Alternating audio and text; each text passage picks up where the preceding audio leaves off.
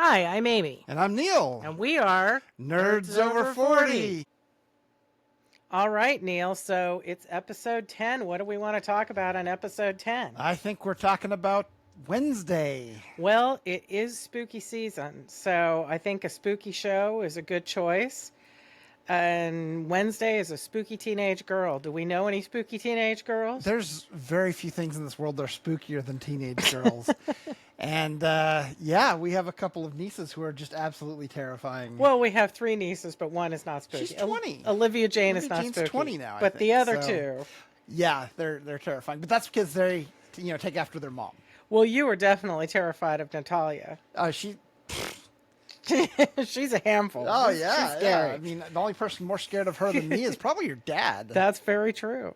And they do take after their mother, my younger sister, Marion. Oh, that's a lot of handfuls in one house. Who definitely was a spooky teenager as a teenager and is kind of spooky now. I love you, Marion. All right. Spooky teenage girls. The mother of my nieces, my sister, who is 8 years younger than me. Was an Addams kid. I mean, she put tacks going down the stairs. Okay, I'll tell the story since we brought it up. Marion, I'm about to call your ass out. In my parents' house, my parents' bedroom was downstairs. Upstairs was my sister's bedroom, my bedroom, and a bathroom that we shared.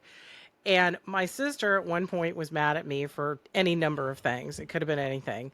Decided to plant tacks on the stairs, and I ran down the stairs and jammed a tack into my foot and almost fell down the stairs.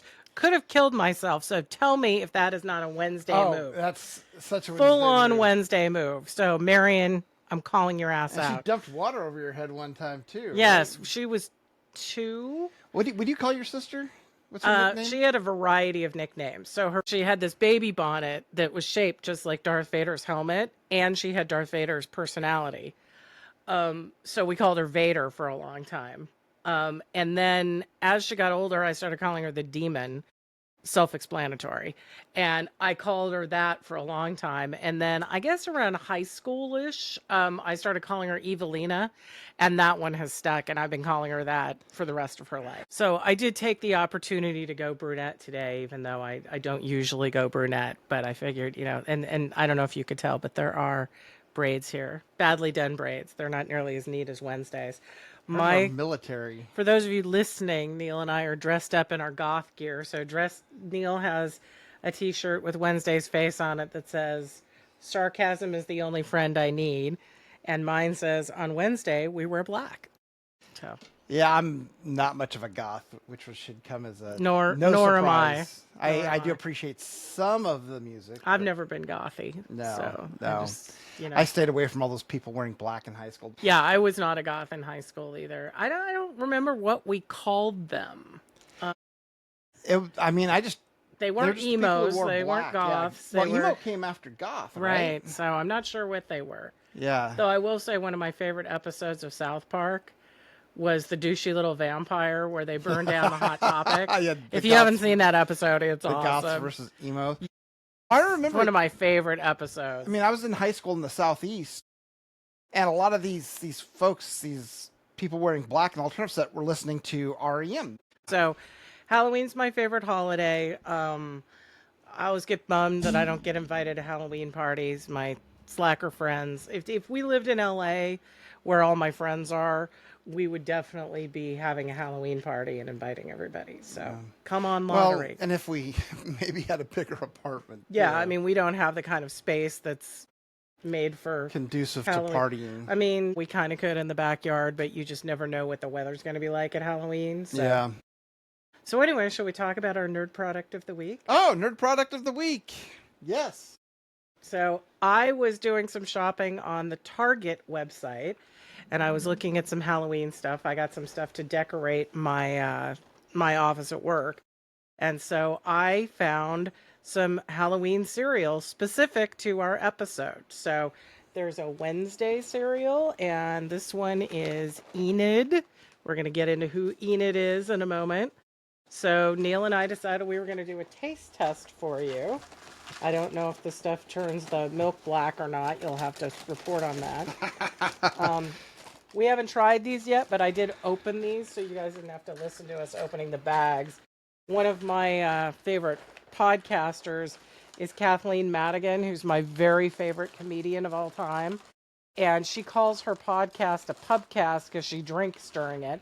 And she also taste tests things. Oh, this is going to turn the So, water black. and she's always black. opening bags like right into her mic. And then her producer's like, yeah, that's not good. So I decided to try to be preemptive. And so what are the flavors? Well, the Wednesday is cookies and cream. Okay. This one is Howlin' Confetti Cake, artificially flavored. Of course. Go figure. And it does say that mine is supposed to turn the milk purple. And then there's some stuff on the back about Enid. So if you're a fan, we'll give you a review on that. I also bought, while I was doing it, I bought pumpkin spice frosted flakes. And what's the flavor of the Captain Crunch? It's Halloween berry.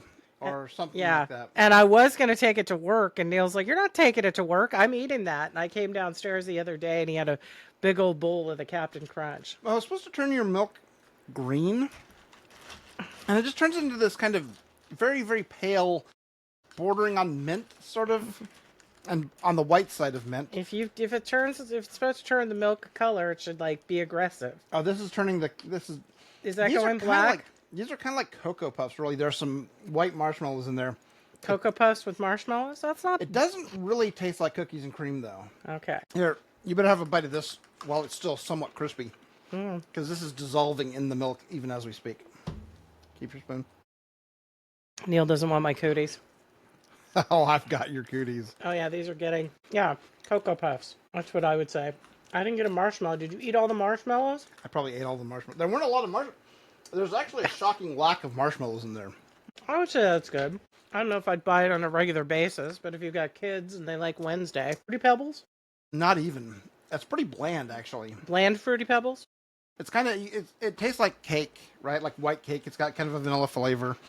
And you can it tastes like what it describes, but confetti cake? Yeah, I guess that's pretty accurate. All right, I'm taking one more bite and then we're going back to work. The milk is like pale, pale, pale purple. Like lavender. Yeah. Sorry, Wednesday. It was all right. This one I don't think is good at all, but I'm guessing the pumpkin spice frosted flakes are going to be better. The Captain Crunch, I can take the rest of this to work. The Halloween Crunch. My Tex will eat anything. The Halloween Crunch is actually pretty good, but it's supposed to turn the milk green. The things that it's got in there to turn the milk green, those turn to mush pretty quickly. But the rest of it is Captain Crunch. So all right. Well, the rest of these are going to work. All right. So should we talk about Wednesday now that we've done our?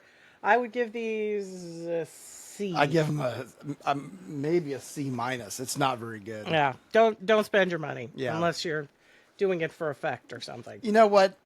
If you're a nerd, you're going to spend your money, right? It doesn't matter. But spend it on something you want. Yeah. Right? Well, if you're a Wednesday fan, grab some. Just don't expect to like it very If you're a cereal fan, maybe not. You know, that might have a home in the Addams Family cupboard because God knows their culinary tastes are That's true. Pugsley eats colorful. bugs. Well, they served rats, you know. Yeah. Gomez and Morticia were having a romantic dinner, and Lurch pulls the cover off, and there's these two rats on the tray. Okay. It looked delicious. Carne de rata. They haven't even been. What movie was that from? The one with Sylvester Stallone?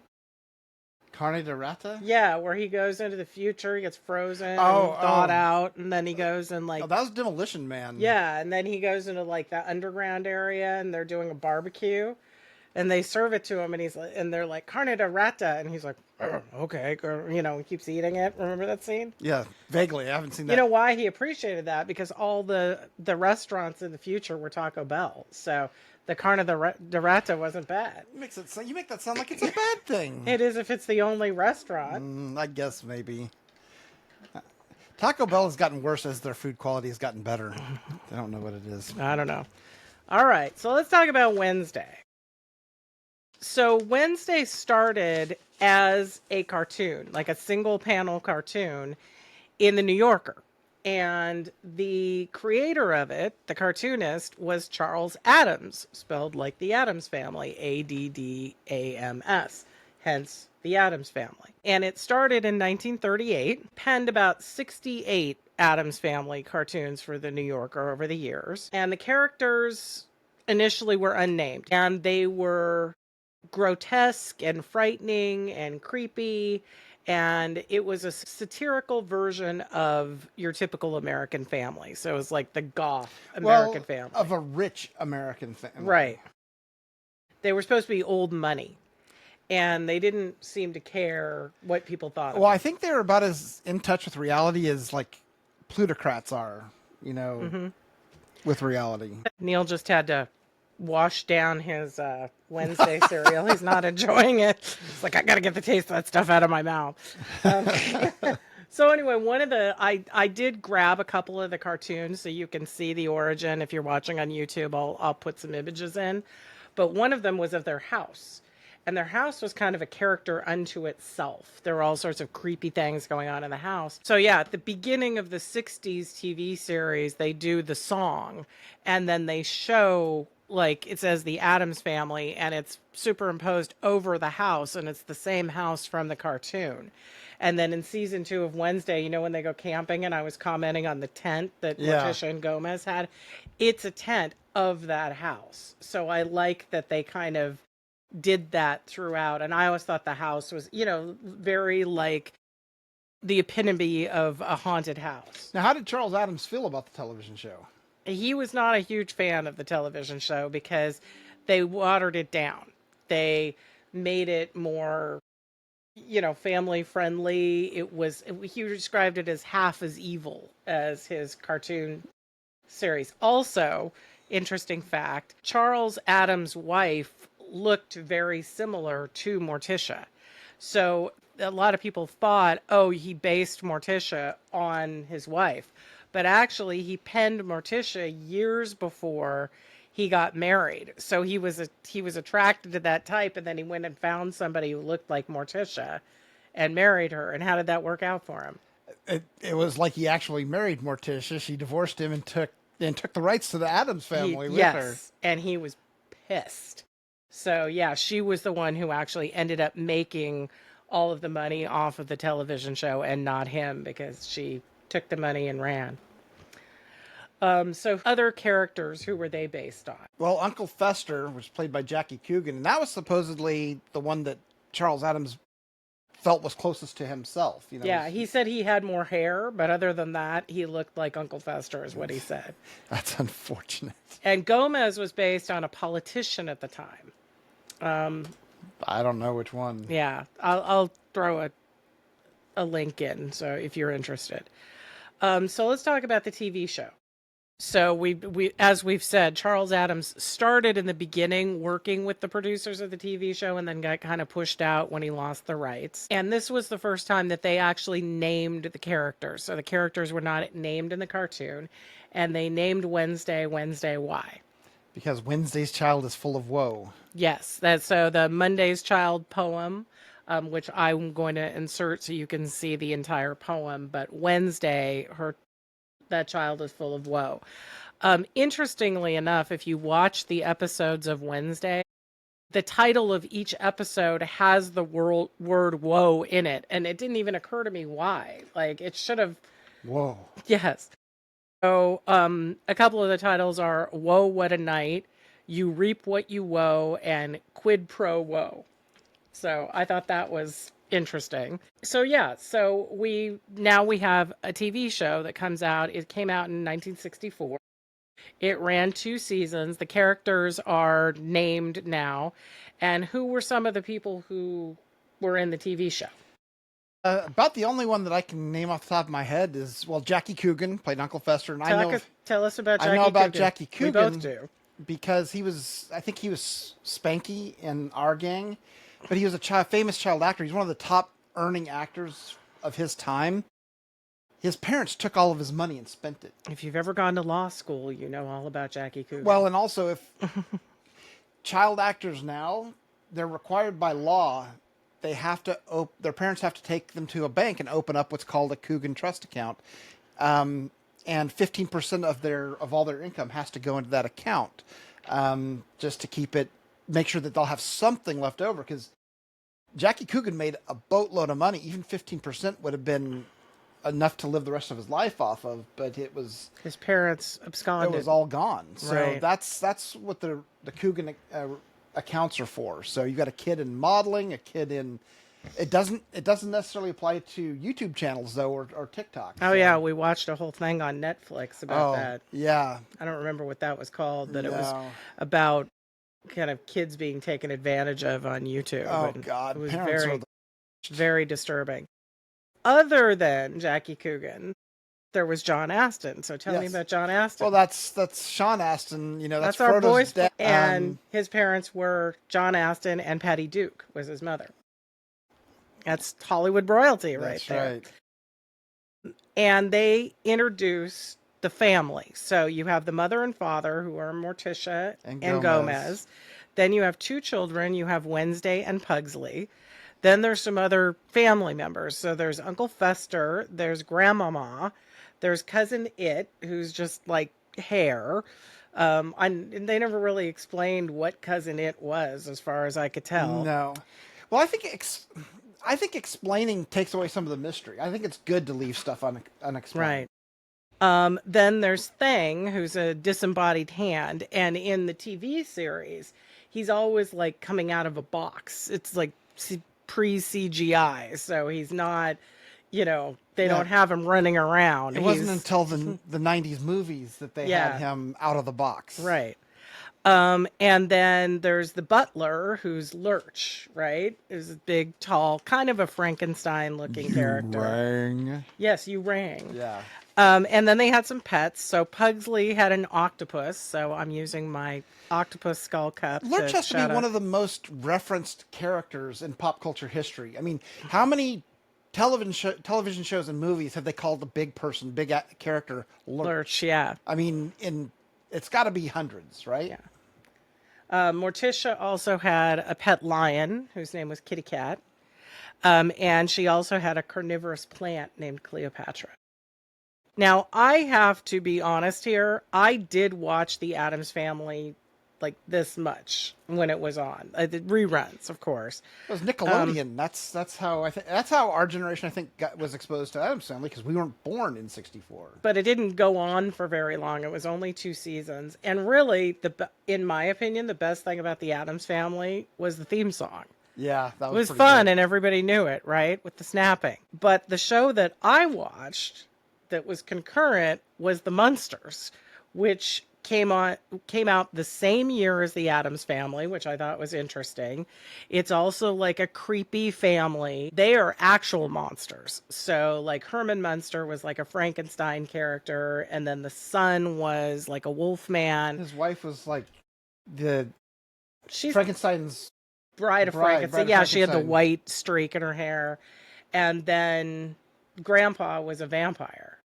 So it was similar, but I liked the Munsters better. I'm not exactly sure why, but I liked the Addams Family, but that's mainly because Morticia was hot.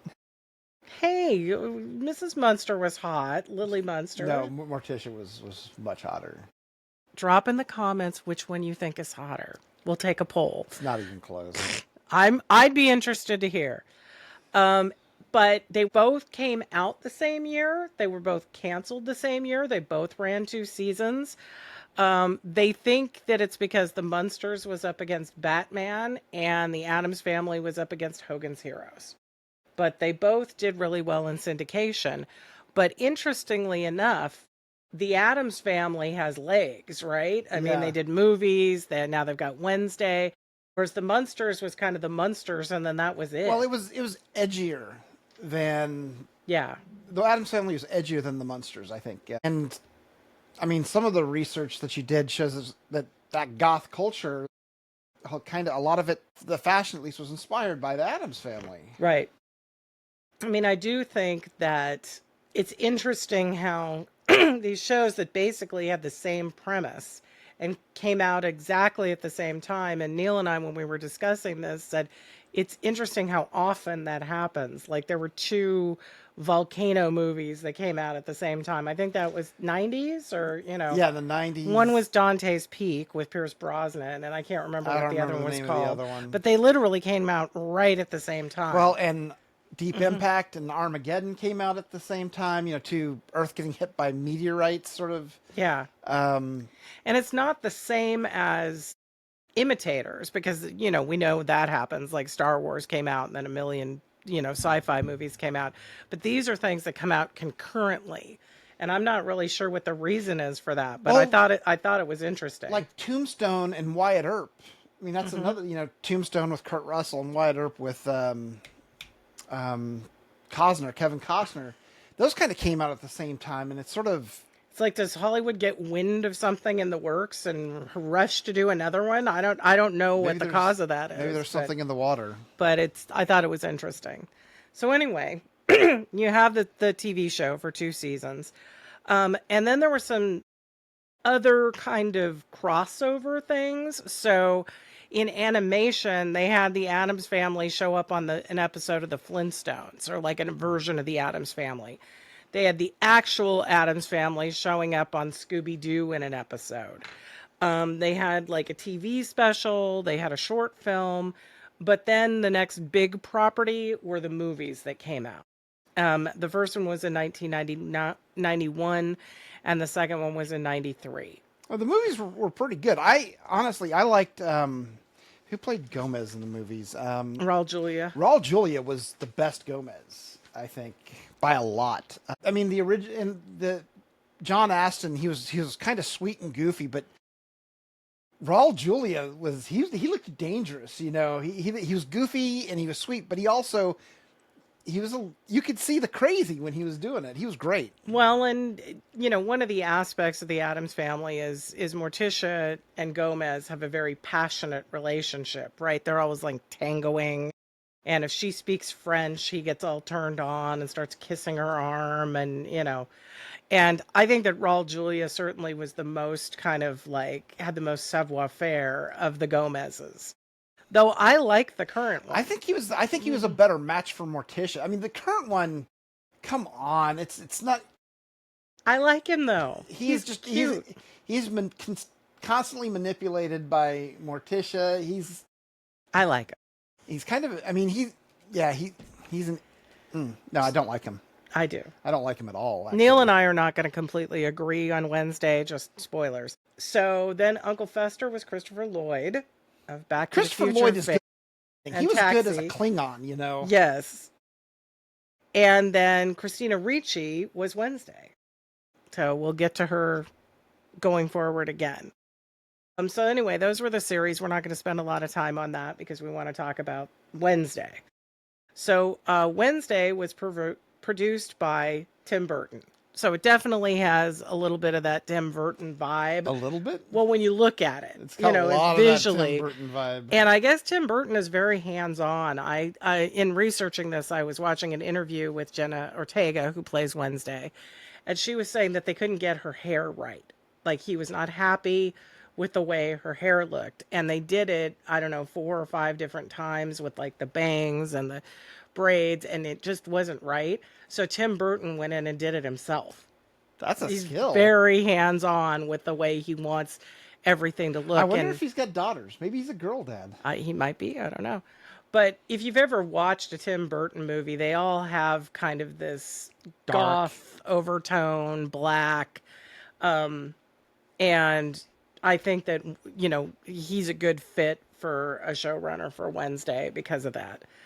The critics like Wednesday. Wednesday is on Netflix, if you're not familiar. It's very well done. The cinematography. Yeah, they've thrown a lot of money at it. Fabulous. If they've thrown a lot of money at it.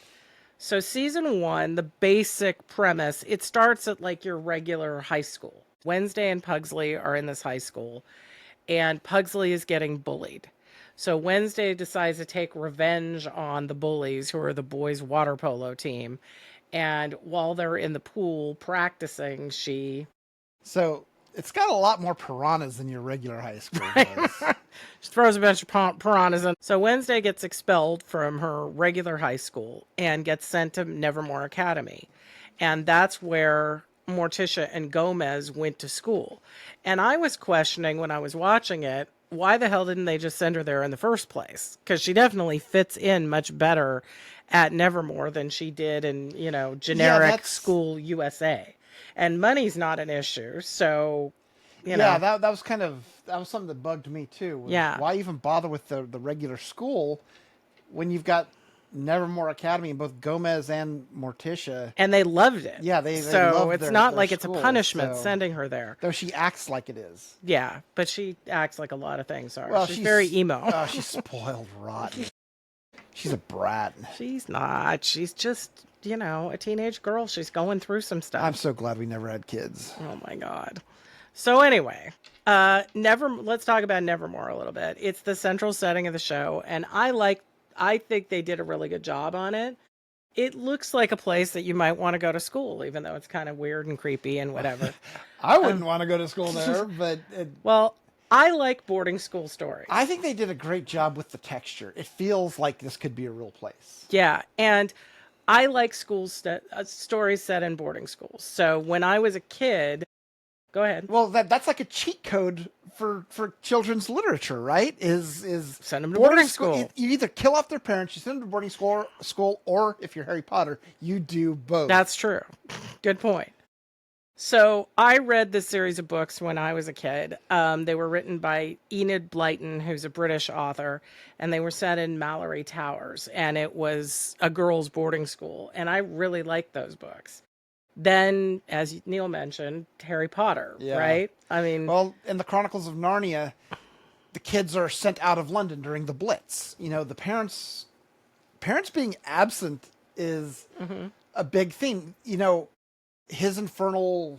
what was that materials? His Dark Materials. His Dark Materials, yeah. His Dark Materials series. They got rid of the parents in that one too. They kind of bring them back, but I don't know. I read it once, twice, and it was just only okay. So. Percy Jackson. Yeah, you've got an absentee father. Mother gets killed early on. Yeah, kind of. And then he goes away to camp. What is it? I can't remember what the name of the camp is. Camp Half-Blood. Camp Half-Blood. Oh, I'm disturbed that I remembered that, to be honest. Well, you did get stuck in the Percy Jackson panel at Comic-Con. It was a good panel. So, yeah. It was a good panel. So anyway, who goes to Nevermore? What do they call? They call them outcasts. Outcasts. Yeah, you've got the normies and the outcasts. Normies are like the muggles. Right. And outcasts are... like the magic users. Yeah. And they have werewolves, they have vampires, they have sirens, they have swarmers. I'm not exactly sure what those are. Organs, psychics, sparks, which I think Pugsley is a spark, right? The swarmers, I'll bet you his bug collecting friend is a swarmer. They have faceless people. They just show them, but they haven't really gone into what their powers are. Pyros and vanishers. And I think that Wednesday's stalker is a vanisher. Is a vanisher? Yeah.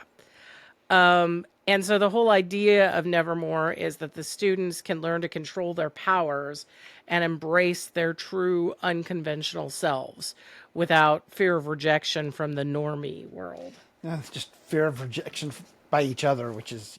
Well, that's high school. Yeah, exactly. That's every high school, whether you're a magic user or not. Hey, Wednesday's happy to reject him, She is. So anyway, that's Nevermore. That's where she's going to school. And there will be spoilers, just so you know, but we're going to try not to spoil everything. But there is a murder mystery that happens in season 1. And the plot of season 1 kind of centers around this murder mystery. Wednesday is a psychic. That's what her ability is. And that was Morticia's ability too, right? Right. But the difference is that Wednesday is a raven and Morticia is a dove. I feel like I need to go back and watch the Addams Family. Was Morticia a psychic in the Addams Family? I don't know. I mean, I think they've... I was watching the Monsters. I mean, I think they're inventing a lot of this canon as they go in Wednesday. That's not... They're building it out. Well, they're that's... And that's okay. This is not me throwing shade at it. Right. I think they're using kind of that as a loose sort of base, and then they are kind of deepening it and adding to the lore. But right. Do I really want to go back and watch those old Addams Family's episodes? I could watch a few of them.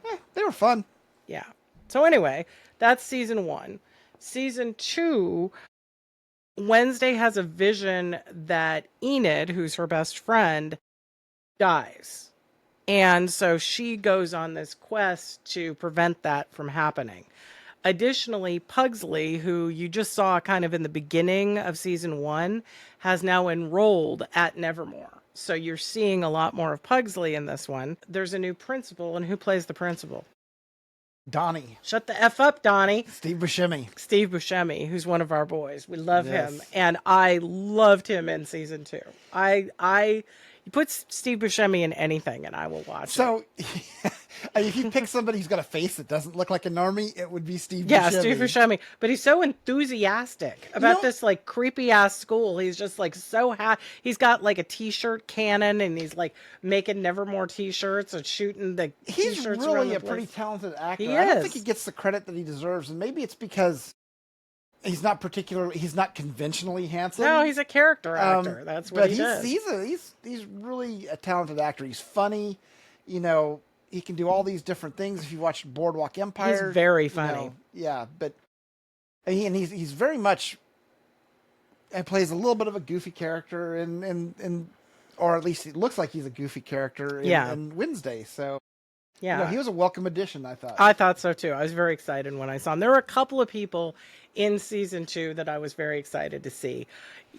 I preferred season 2 to season 1. Our friend Joyce, we were talking about this last night. She liked season 1 better. I liked the casting in season 2. I thought they made some additions that were fortuitous. In addition to Pugsley having a bigger role in season 2, Morticia and Gomez do too. So Morticia gets kind of talked into running this fundraiser to raise money for Nevermore and ends up staying. They have like a cottage or something that they're staying in throughout the season near Nevermore and getting involved in this fundraiser. Yeah, Morticia and Gomez have pretty significant roles in it. Catherine Zeta-Jones is awesome. Yeah, let's talk about who's playing them. She is great casting as Morticia. You know, she's got the gravitas. Gravitas. And she's hot. She's beautiful. Mm-hmm. She's got a really good voice for it. Her voice is like, she's got this kind of calm. She's got the jet black hair. Yeah, she makes a good Morticia. It doesn't take a lot of makeup for her to slip into that role, I don't think. Yeah. And she is a huge get for Wednesday as Morticia. And then you have Luis Guzman, who plays Gomez. He's a Puerto Rican actor. I like him. I like him just fine, but I hate the way the character is written. I just don't like Gomez at all. He's kind of pathetic. We get a semi-naked scene of him in the shower singing Bésame Mucho in this one. I like that scene, but I like him. Yeah, and he's totally smitten with Morticia, and you could totally believe that. To be, but So I like him. Thumbs up. Let us know what you think. He's a buffoon, and I mean, buffoonery is part of it, but he doesn't have. But he loves his family. Well, he that's cares great. about his family. That's great, but so he's got no edge on the other side. But I mean, Wednesday gets herself into some trouble. He's a lawyer. He comes in and kind of bails her out of it. I don't know. I like him. So we're gonna have to agree to disagree on certain things. I do not like many him, things. So all right. Then let's get to Wednesday. So she's played by Jenna Ortega. What do you think of Jenna Ortega? I mean, I think that's inspired casting. She looks like Wednesday. Well, they've done really well on the Wednesday characters, right? Because Christina Ricci she nailed it. She did. And Jenna Ortega is nailing it too. I can't remember who played Wednesday in the TV show. In the TV show and in the movie, Wednesday was younger. She was a little girl. Yeah. And in this one, she's a teenager. She's like full teenager. Yeah, which automatically makes her much scarier. And the little girl in the TV show did this kind of like crazy dance with Lurch that's gone viral. There's a GIF of it. You could see it. But at one point in season 1, Wednesday does a dance. And Jenna Ortega choreographed the whole dance. And she threw that move in that the little girl did in the original Addams Family, just like for a second. And so if you're watching, you can catch it. But that dance went viral, and we'll get to more on that later. But anyway, one of the things that I saw Jenna Ortega in that I would really recommend if you're a fan and haven't seen it is watch Hot Ones. Does anybody watch Hot Ones on YouTube? It's a show, it's an interview show, and whoever's being interviewed, they line up these chicken wings in front of them with a series of hot sauces, and each wing gets hotter and hotter and hotter. And there's one that's called the bomb that just like wipes people out, and I've seen people cry, I've seen people throw up, I've seen people like pour milk into their mouth. It's just like, yeah. Oh. Yeah, it's hardcore. That show is hardcore. Well, some of the sauces have like 1,000,000 Scovilles. Yeah, no, it's crazy. There's no way I would ever do that. But I've seen people that you would think be tough, professional chefs and whatever, and go on and just get destroyed by these hot sauces. I watched Jenna Ortega. She didn't even break a sweat. Like, didn't wash it down with anything, and she's just sitting there eating chicken wings and chatting, and she's totally chill, totally level. I mean, I had serious respect for her coming out of that. She was hardcore on that show. I think I watched one the other day. I think maybe it was Paul Rudd, but he made it all the way through without drinking, taking a drink. That's like a badge of honor if you can go through. I've seen people like Bill ice Murray. cream, whatever. Bill Murray, his pulse, I mean, he's probably burned everything out with drugs. He probably has no sense of taste whatsoever. He could have been eating cornflakes for all that it affected him. I mean, who knows what he ingested during the 70s? I think we probably do know, that actually. SNL cast, what didn't he ingest? Yeah. So anyway, but if you like Jenna Ortega, if you like Wednesday, I would say it's worth watching her on Hot Ones, because you'll come out with like major respect for her after you watch it. I did. It's a fun show watching people melt on camera. Yeah, it is. And feeling all superior than thou, and then knowing that you would just like... I think I watched, it was Owen Wilson just about died. Oh yeah, Owen Wilson couldn't hang at all. It was really bad. And he's kind of pale anyway, so like his lips were turning red and his eyes were turning red, and his, he was crying. It was bad. Yeah. Some of them you want to say, hey, maybe you should tap out. This is not a good idea, but whatever. If one of us were going on that show, it would definitely be him and not me. Neil has one part of the door of our refrigerator is just all of his hot sauce. And he's like a hot sauce sommelier. So he pairs his hot sauce with whatever we're eating. So if it's Mexican, what do you do? Well, it's either... Tapatio is kind of the default, but then I've also got Cholula. Cholula Chipotle is one of my favorites. Now Cholula also makes a green sauce that's really good. Okay, and if it's Asian? Well, if it's Asian, there's Sriracha. Well, there are 3 big bottles that I always have. I always have Frank's Red Hot, I always have Sriracha, and I always have Tapatio. So I don't like eating things that hurt me. If it hurts, I don't want to eat it. I made Thai food one time and it was burning my lips, so hot. And I was like, hell no, I'm not eating that. I used like a little dab of red Thai chili paste, and it just, forget about it. It was delicious though. No. I ate the leftovers. Nope. I finished it, but it was pretty warm. Sometimes we order Indian food and it's too hot. Yeah, so. if it burns twice, then you know that it might be a little on the spicy side. Thanks anyway. So there's Hester Frump, who's grandmama. And she was an absolutely fabulous... Her name's Joanna Lunley. And by the way, the BBC Absolutely Fabulous AbFab is great. Go watch it. It is. But she does not look like Grandmama from either the cartoon or the TV show. Is she Grandmama? She is. I did some research. Okay. Yeah, she's supposed to be Grandmama, but she's like... absolutely fabulous. She's like turned out, looks gorgeous, and she's super rich. She's made money owning Frump mortuaries. Yeah. She has a whole series of mortuaries, and at one point she just buys Wednesday a mortuary as part. What did she say? Every woman should have her own portfolio. So yeah. Then there's the principal from season 1, Larissa Weems, played by Gwendolyn Christie. I love her. She's nerd royalty. She's like was in Sandman.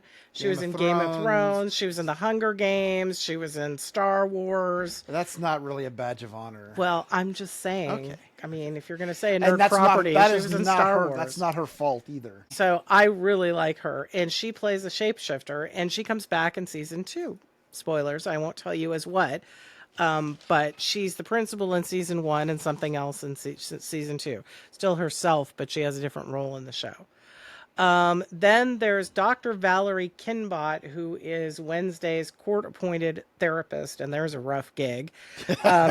And she's played by Ricky Lindholm, who is from The Big Bang Theory. She was the woman who like had the hots for Sheldon and ended up kissing him and caused him to leave and go propose to Amy Farrah Fowler. So then there is one of my favorite characters is Enid. I really like Enid. She is Wednesday's roommate, and she is a werewolf. And season 1, she knows she's a werewolf, but she hasn't turned into a werewolf, and she's all stressed out about it because she hasn't wolfed out yet. Yeah, it's kind of a are you there, God? It's me, Margaret. Yeah, exactly. Werewolves. Yeah, exactly. Like, when am I going to wolf out?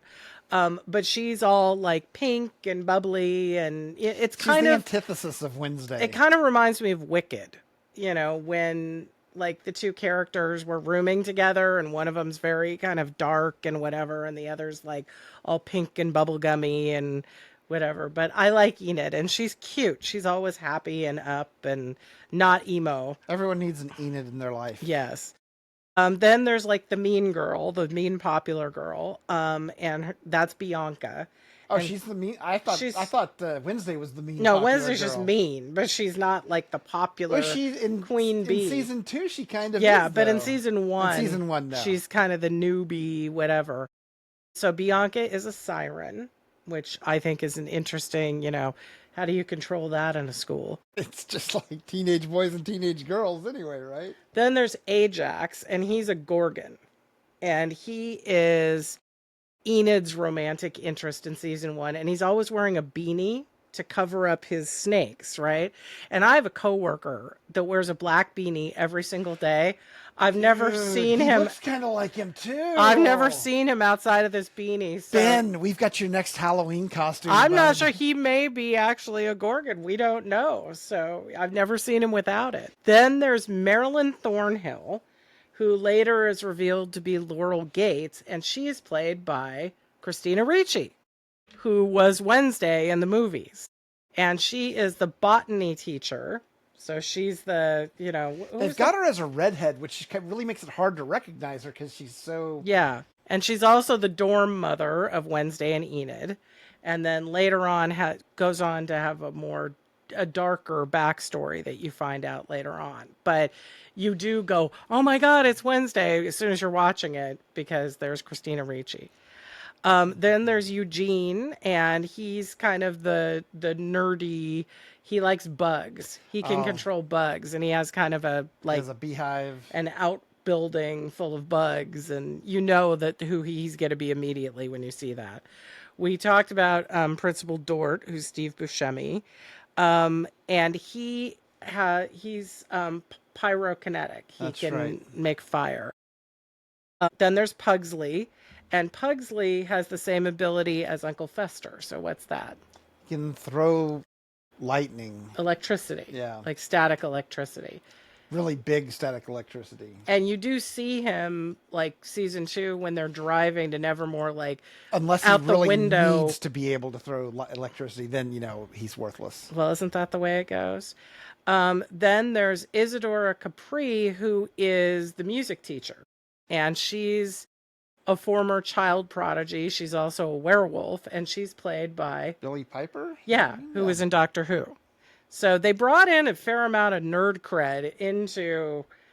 Yeah, they're not this messing season. around They're with not. the casting. No, they're not. The casting's really good. Yeah. Then season 2, my new favorite addition is Agnes, and Agnes is Wednesday's obsessed fan and stalker. Yeah, she's a great addition, I think. I liked her. And her ability is she can turn invisible, so bonus if you're a stalker. That's awesome. But she's got these huge eyes, I mean, we were debating whether or not they've, messed with it,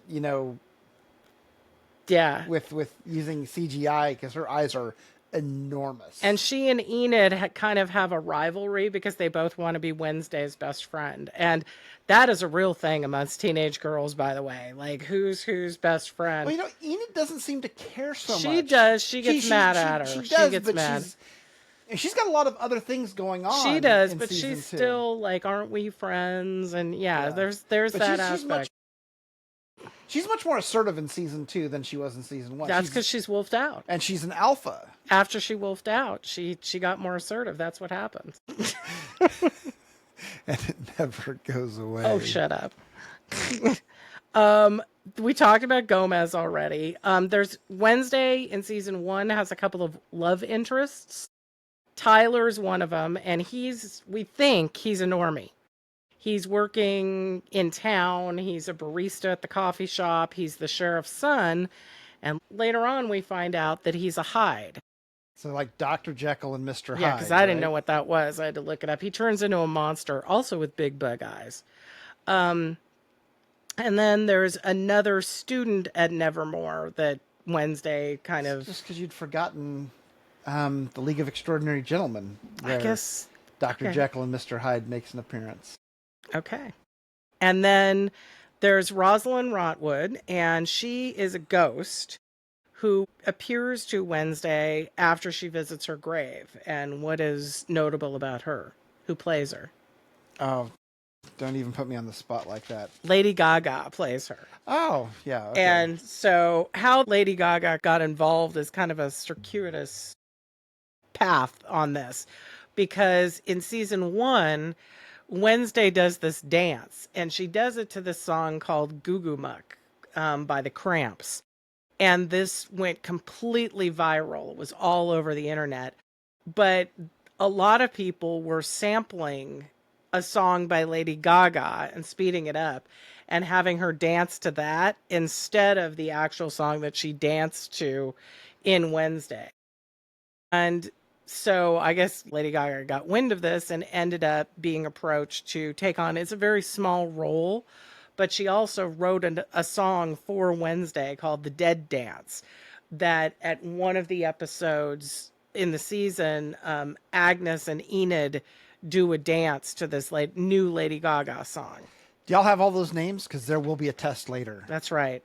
Bloody Mary is the song that originally that the season 1 dance was sampled to.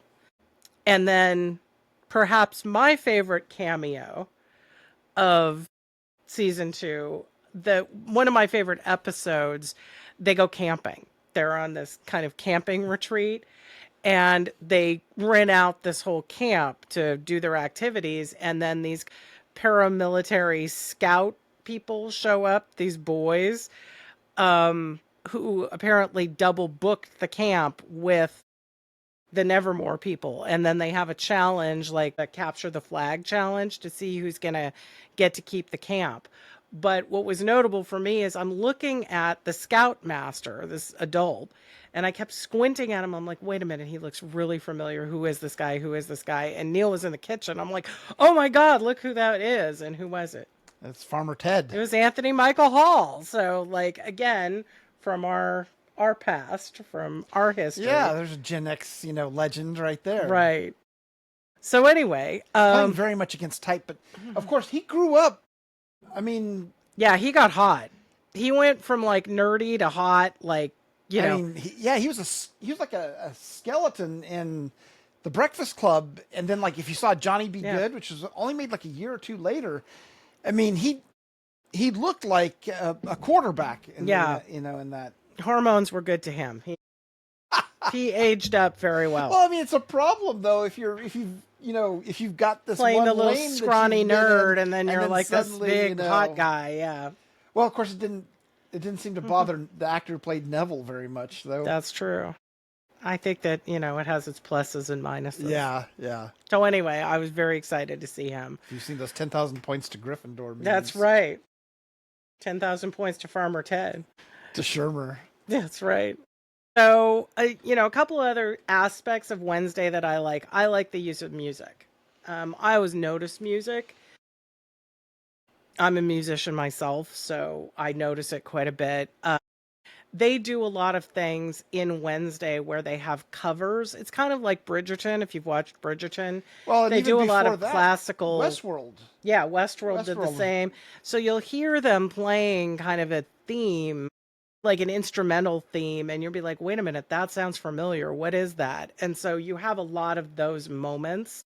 Also, Wednesday is a musician in the show. She plays the cello. She has a very kind of creepy looking black That's the cello most that she likes emo to of all play. the string instruments. It's my favorite of all the string instruments. I think cellos are Hey, beautiful. Nirvana had a cello playing in some of their songs. That's right. Well, what's his face covered ukulele? Who was that? The guy from Pearl Jam? Didn't he do a ukulele Oh, album? Eddie Vedder did a Yeah. ukulele album. Yeah, Which is not nearly as creepy and cool yeah, as a cello. that is not emo. Tiny Tim wasn't emo? Maybe he was emo. I don't know what he was. I don't know. Nobody knows what he was. But anyway, Wednesday plays the cello, and at one point, she does a cover of Paint It Black by the Stones on the cello that I thought was really cool. Some of the other things that have been covered, Dancing in the Dark by Springsteen, You Really Got Me by the Kinks, Ride of the Valkyries, which is one of your, Neil wanted me to walk down the aisle to that. I'm like, nah, not happening. No, it was going to be the Recessional. Excuse me, the Recessional. Speaking of our wedding, but they also feature Ain't That a Kick in the Head? Yeah, that was our first dance. That was our first dance at our wedding, Dean Martin. I mentioned Bese Me Mucho. There's a cover of Losing My Religion, Dreamweaver. I mentioned The Dead Dance by Lady Gaga. They also place a fair amount of classical music. They did Toccata and Fugue in D minor by Bach. And which, one of my favorite meta moments was the mad scientist puts this on, and Wednesday's going to save the day. She's like, God, how trite or whatever that you yes, chose it that, was- yeah. Oh, your generic mad scientist. music. Exactly. It was pretty. That was a funny moment. So one of my favorite covers that they did was in season 2 was the episode at the camp, and they were all sitting around a campfire singing together. And Catherine Zeta-Jones was one of the ones singing. She has a gorgeous voice. It's not fair to look that good and have that voice. I guess we knew that already because she was in Chicago, right? Well, and didn't the cast the ladies from the Ghostbusters say that about Chris Hemsworth? Yeah. You You shouldn't be that talented to be like a great actress and gorgeous and be able to sing like that. But she did. But anyway, they were covering Bad Moon Rising by Creedence, and I thought that was a good choice. Oh, that's on my and it had a Halloween real mix. and they did a really cool acoustic, creepy, everybody sitting around the campfire singing it. So that was one of my favorite musical moments. I can't go wrong with Creedence. Yeah. So anyway, that's kind of our review of it. I liked it. I'd give it an A minus. What's your grade? You don't like it as well as I do. I liked it. It wasn't really made for me though. And I would give it a B. Maybe B minus. Like I said, I'm not the core demographic. I'm not the person that this is aimed at. I didn't like Wednesday, the character. She's a spoiled brat. She's a teenage girl. I liked her. She's emo. Yeah. Any of us who were teenage girls had our emo moments. Hey. We all did. Hermione was a teenage girl and she was awesome. Yeah, but Hermione was exceptional. Well, Wednesday's exceptional. She's exceptionally spoiled and rotten. Oh my God! Stop.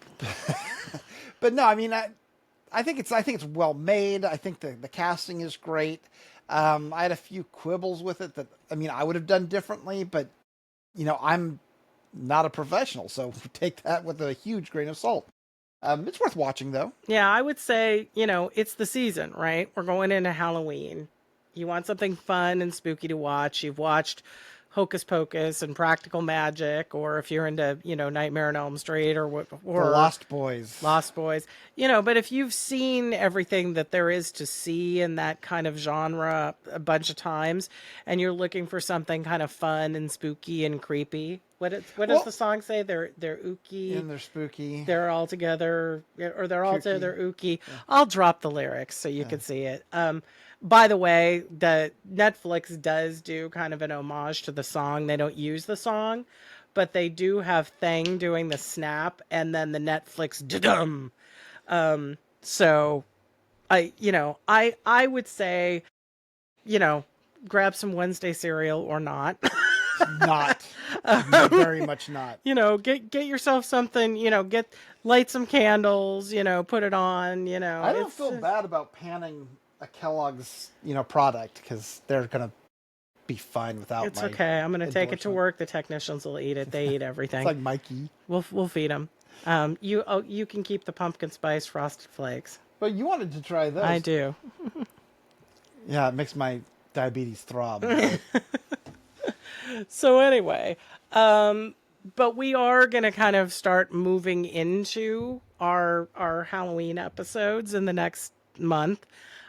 We do have an announcement. So our friend Joyce is coming up the end of October, and we've talked about having her as a guest on the show. So we figured, she's going to be here. We can have her on physically. So she and Neil are going to do that episode. I'm going to be the behind the scenes producer. And what are you guys going to do on that We're one? going to do it about Murderbot. That's going to be Murderbot. So I would say if you don't want to get spoiled, because there will be things. Oh, you're going to get spoiled. So As a matter of fact, watch it before we're we going do to the try episode. not to spoil like future seasons too, because Right, we've because read they've all read the the books. Neil and Joyce have read the books. And there is going to be a season 2 of Murderbot, which is exciting because I like the second book. That might be my favorite of all the books. So yeah. So we would say that, before you watch our episode, at least watch the season of Murderbot. What is Murderbot on? It's on Sony. Oh no, it's on Apple TV Apple. Plus. So yeah, and that's a good show. So I will only be behind the scenes. So you are going to get to meet Joyce, who bought me this lovely skull octopus cup. So what are we talking about next week? I don't even know. If we're moving into spooky season, then do we want to just start moving into spooky season, or what day is today anyway? Today's like the 22nd or something. It's the 21st. And so we could do another week of like normal material. Yeah, I don't think we know what we're talking about next week, but No. we'll come up with something good for figure you it guys. out. I hope. We're not doing Downton Abbey. Going to Downton Abbey this afternoon. I told Neil we're filming this morning, so we can go to Downton Abbey this afternoon. We could do a enjoyable things that are non-nerd properties. No. Okay, never mind. Guess not. We'll argue about it, and you'll find out next week. Yeah. But hold your breath, kiddies. yes, it's very exciting stuff, Nerdmigos. Come on. But in the meantime, we hope you are decorating your house for Halloween and hanging up skulls and pumpkins and drinking a lot of pumpkin spice things and getting into the spirit, and we will be getting there with you. And I would say check out Wednesday if you're in the mood. Yeah, why not? There's 2 seasons if you haven't watched season 1. That's right. And please give us a like and a subscribe, and thanks for joining us again. And as always, live long and prosper. Adios, Nerdmigos.